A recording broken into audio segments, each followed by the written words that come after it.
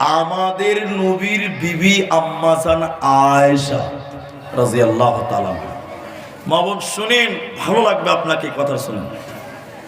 আল্লাহর নবী একদিন রাত্রিবেলায় বাড়িতে ঢুকলেন, এদিকে দেখেন, তা আয়েশা রাদিয়াল্লাহু তাআলা আনহা কাঁদছেন, চোখের পানি পড়ছে। নবীজি বললেন, এই আয়েশা, তুমি কাঁদছো কেন? কে তোমাকে বকেছে বলো, কে তোমাকে কটু কথা বলেছে তার নাম বলো, আমার সাহাবীরা তার বদলা নেবে, তুমি বলো। আয়েশা অঝর নয়নে কাঁদছে, এদিকে দেখতে বলেছি ভাই। তখন রাসূল কি করলেন, নিজের শরীরের জামা অথবা রুমাল দিয়ে আয়েশার চোখের পানি মুছছেন আর বলছেন, আয়েশা তুমি কাঁদছো কেন? আচ্ছা বলেন, এবার আপনার স্ত্রী কাঁদছে, আপনি যদি নিজের রুমাল দিয়ে তার চোখের পানি মুছে দেন আর বারবার বলেন, আয়েশা তুমি কাঁদছো কেন, খাদিজা তুমি কাঁদছো কেন, তার মানে আপনার স্ত্রী বুঝবে যে আমার স্বামী আমাকে অনেক ভালোবাসে। কি বলছেন, বুঝবে কি বুঝবে না? হ্যাঁ না বলেন, বুঝবে না? আর আপনার স্ত্রী কাঁদছে আর আপনি বাড়িতে ঢুকে দেখছেন স্ত্রী কাঁদছে, তখন আমার কাঁদছে কেন?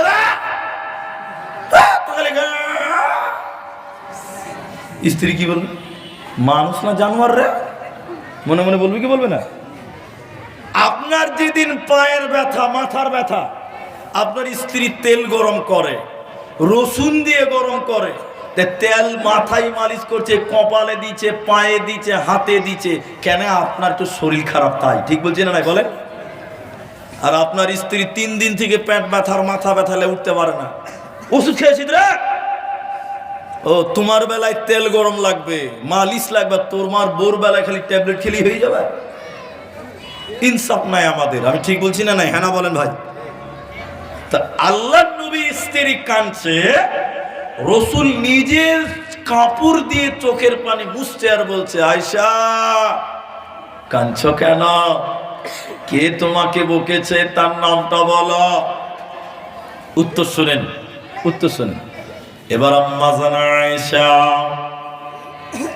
মনে মনে ভাবলেন, আমার স্বামী আমাকে অনেক মহব্বত করে, অনেক ভালোবাসে, তাই তো আমাকে বারবার জিজ্ঞাসা করছে, আয়েশা রে তুমি কাঁদছো কেন?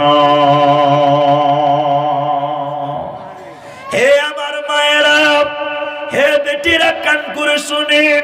এবার আয়েশা জবাব দিচ্ছে, কে দিকে দেখেন, ইয়া রাসূলুল্লাহ, দুনিয়াতে আমি কেঁদেছি, পাগলের মতন জিজ্ঞাসা করছেন কাঁদছো কেন? আয়েশা তুমি কাঁদছো কেন, কাঁদছো কেন? নবী গো, কিয়ামতের দিন যদি আমি আয়েশা কিয়ামতের দিন এইভাবে কাঁদি, সেদিন আপনি নবীকে আমাকে এসে বলবেন, আয়েশা রে তুমি কাঁদছো কেন? কিয়ামতের দিন কি আপনি আমাকে জিজ্ঞাসা করবেন? বলেন। আল্লাহর নবী বললেন, আয়েশা কিয়ামতের পূর্বে 3টি ভূমিকম্প হবে, পূর্ব দিকে, পশ্চিম দিকে, আরব উপত্যকা। ওই ভূমিকম্পর সঙ্গে সঙ্গে মানুষের আত্মীয়র বন্ধন ভেঙে যাবে, মানুষের সম্পর্ক ভুলে যাবে। নবীজি বলেন, আয়েশা রে কিয়ামতের দিন যদি তুমি নবী নবী বলে কেঁদে মারা যাও, আমি তোমার স্বামী নবী মুহাম্মদুর রাসূলুল্লাহ তোমার কোনো কাজে লাগবো না, আসবো না, আসবে না। অতএব কিয়ামতের দিন কেউ কারো কাজে আসবে না, নিজের ঈমানে আর নিজের আমালে তোমাদের বাঁচতে হবে, নচেতে বাঁচা যাবে না, যাবে না। কি করলি তুই ভবে এসে, মায়া জালে গেলি ফেসে, আজরাইল এসে ধরবে কোসে, কে বাঁচাবে তোর প্রাণ? ওরে মুসলমান তোরা হারাস না ঈমান, ওরে মুসলমান তোরা হারাস না ঈমান। যদি করিস নামাজ রোজা থাকবে না তোর পাপের বোঝা, মরণকালে পাপি রে তুই জান্নাতি আদার। ওরে মুসলমান তোরা হারাস না ঈমান। আমি আপনাদেরকে যেটি বলছিলাম, তাহলে কিয়ামতের দিন একটু মুখ খুলেন, কেউ কারো কোনো উপকারে আসবে? একটু বলেন আসবে? দ্বিতীয় নাম্বার, ভাই আপনারা এতটি লোক দাঁড়িয়ে আছেন, আমাকেই খারাপ লাগছে, কেমন যে আপনাদের ভালো লাগছে।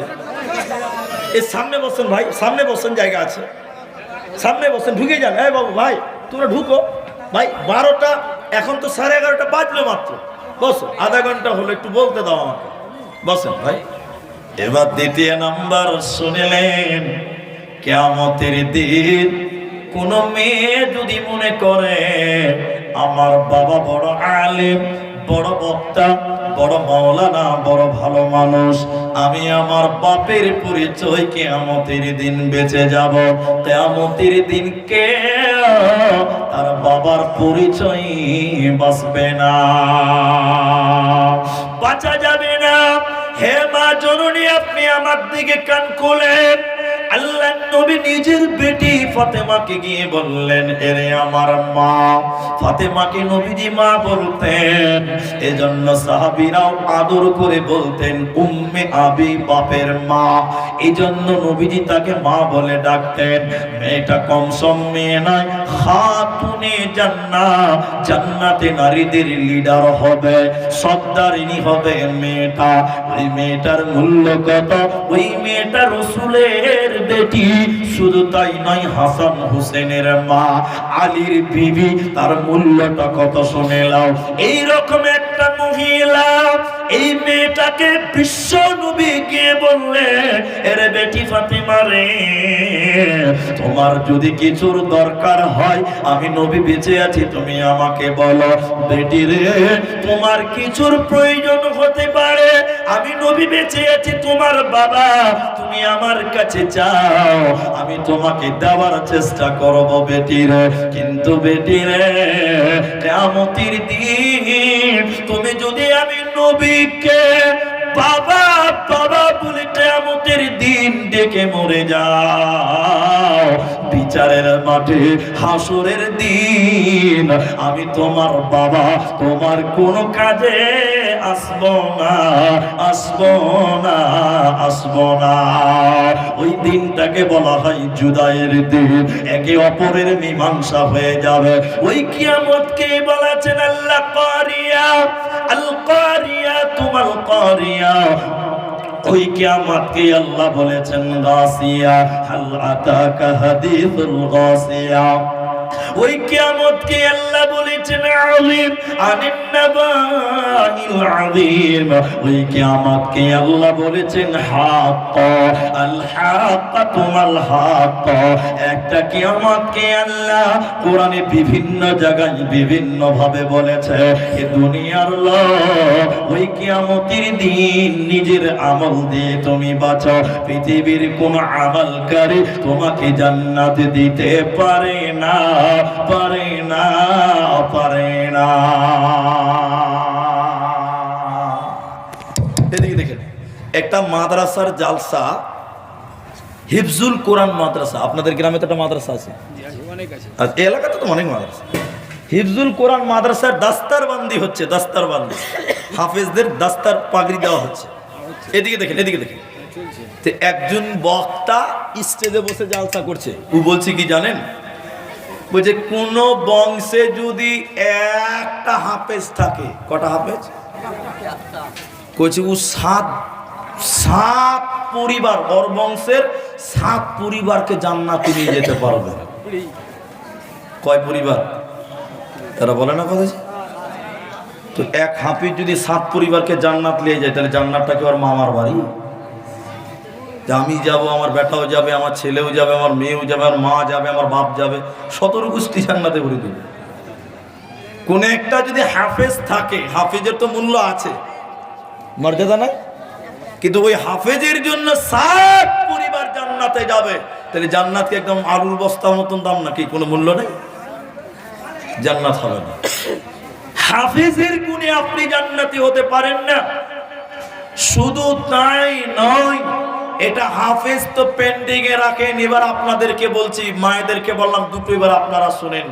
পৃথিবীতে একজন নবী এসেছিলেন, জলিলুল কদর নবী, তিনি হলেন হযরতে ইব্রাহিম আলাইহিস সালাম। ইব্রাহিম নবীর ঘটনা আপনারা শুনেছেন কিনা? হ্যাঁ না বলেন। নাম শুনেননি আপনারা? শুনেছেন। ইব্রাহিম আলাইহিস সালাম, এদিকে দেখেন, এদিকে দেখেন। ওর বাপের নাম ছিল আজর। মূর্তি বানাতো। আপনারা একটু কথা বলেন, কি বানাতো? একটু তাকবীর দেন তো ভাই, নারায়ে তাকবীর। পেছনের লোকের গলাতে আওয়াজ নাই জি, খালি পঞ্চায়েতের ভোট আসতে দেন, তখন মাইক ফেল। আর এখন আল্লাহ তাকবীর দিচ্ছি, নারায়ে তাকবীর, আল্লাহ, কথা বলেছেন না, একটু জোরে বলুন, লিল্লাহি তাকবীর। হ্যাঁ, কান্তিপাড়ের লোক, করণদিঘির লোক ভোল্টে জানেন। তো ইব্রাহিম আলাইহিস সালামের বাপ আজর মূর্তি বানাতো। সবাই বলেন, কি বানাতো? মূর্তি। ভালো করে বুঝেন। ইব্রাহিম নবী একদিন তার বাপকে যেয়ে বলছে, বাবা আপনি মূর্তি বানায়েন না, আমাকে মানেন, মানে আমাকে, মানে ইব্রাহিমকে মানেন, আর আমার আল্লাহকে মানেন, আল্লাহ আপনাকে জান্নাত দেবে। সবাই বলুন, কি দেবে? জান্নাত দেবে। সুবহানাল্লাহ, সুবহানাল্লাহ। ইব্রাহিমের বাপ আজর তখন বেটাকে ধমক দিয়ে বলল, বেটা যা বলেছো বলেছো, আর বলবে না। যা বলেছো বলেছো, আর তুমি বলবে না। একদিন বলেছো, ভাই কথা বলিয়েন না, একবার বলেছে, বাস। ইব্রাহিম আলাইহিস সালাম আর বলে না।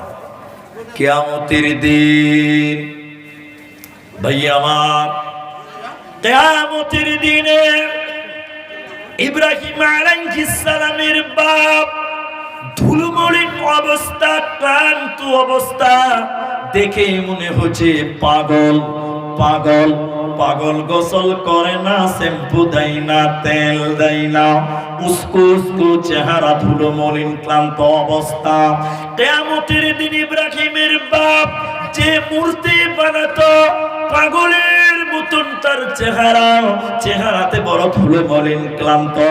এবার ইব্রাহিম আলাইহিস সালাম বাবার কাছে যেয়ে বলল, আব্বাজান, আপনাকে বলেছিলাম আমাকে মানেন, আল্লাহকে মানেন, জান্নাত হবে। দুনিয়াতে আপনি আমাকে মানেননি, আল্লাহকে মানেন নাই। আজকে বুঝতে পারছেন কত জ্বালা। কি বলছেন এবার দেখেন। ইব্রাহিমের বাপ আজর বলল, বেটা রে ইব্রাহিম, তুমি শুনে নাও, আজকে তুমি যা বলবে আমাকে, আমি তোমার বাবা, তুমি আমাকে যা করতে বলবে বেটা, আমি তাই করব বেটা। আমি জাহান্নাম থেকে বাঁচতে চাই। আপনারা বলেন, কিয়ামতের মাঠে আর নেকি করা যাবে? সবাই বলেন, আর শেষ, শেষ, আর কিচ্ছু নেই। আল্লাহ। এবার দেখলেন ইব্রাহিম আলাইহিস সালাম তখন বলতে লাগলো, দেখছি কি করা যায়।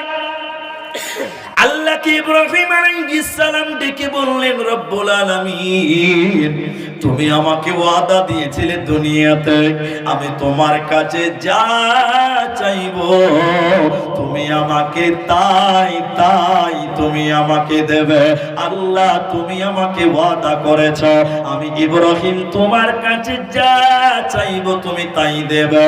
আল্লাহ, আমি ইব্রাহিম জান্নাতে যাব আর আমার বাপ আজর জাহান্নাম যাবে।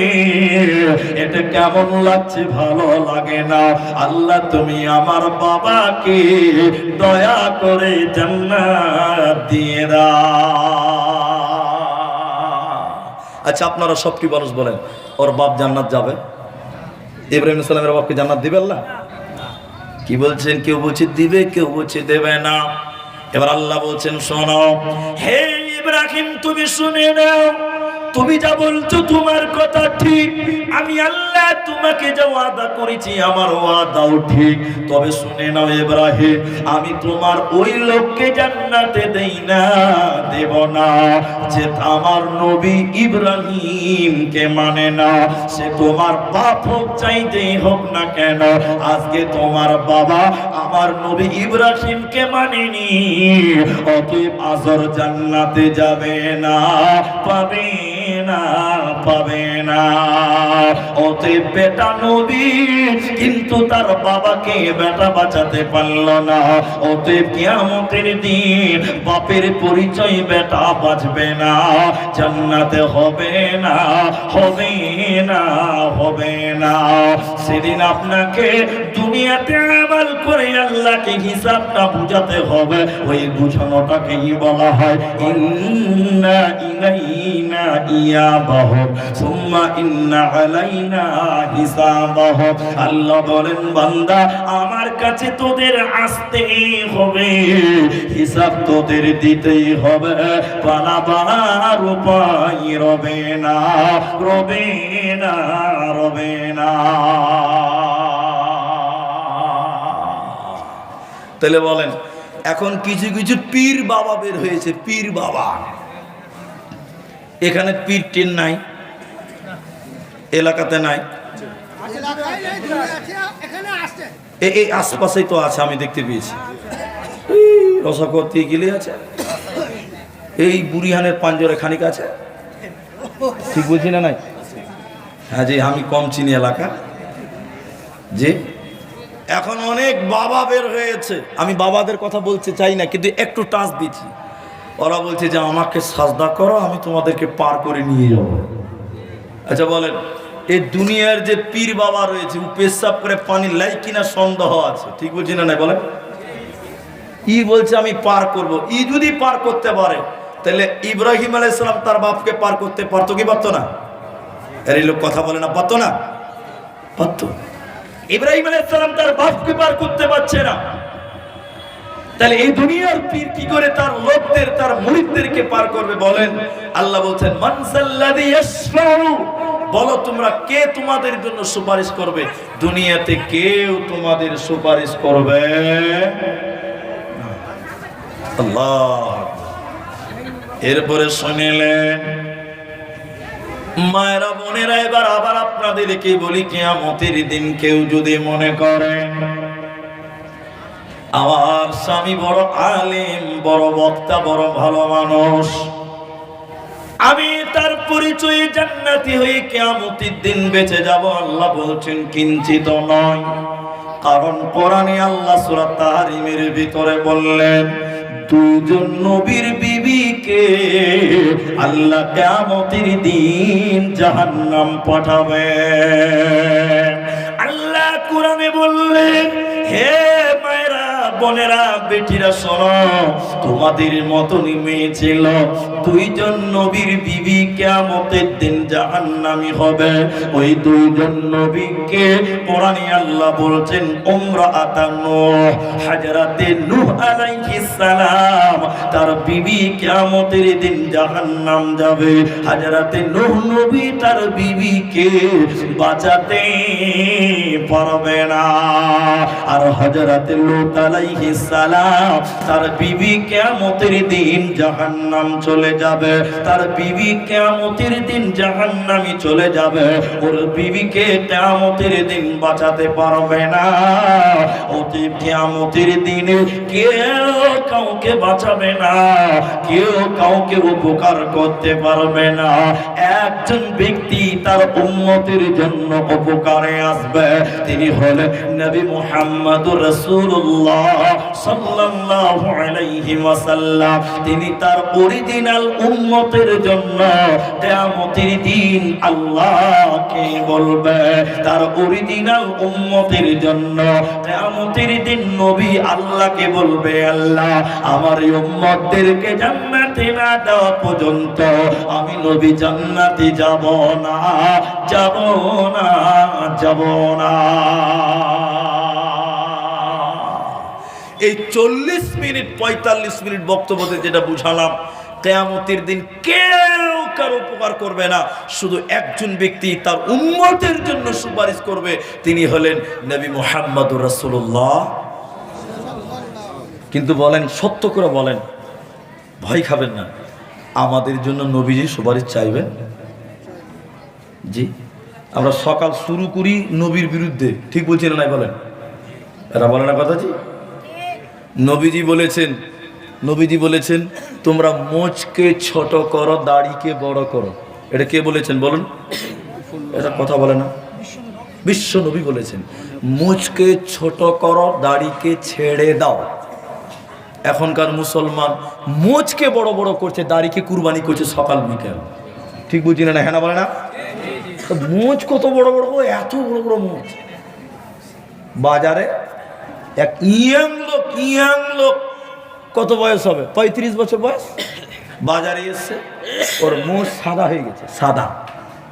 তুই আর কি করে বলছি যে চাচা মোচ তো কাঁচা ছিল, পাকলো কবে?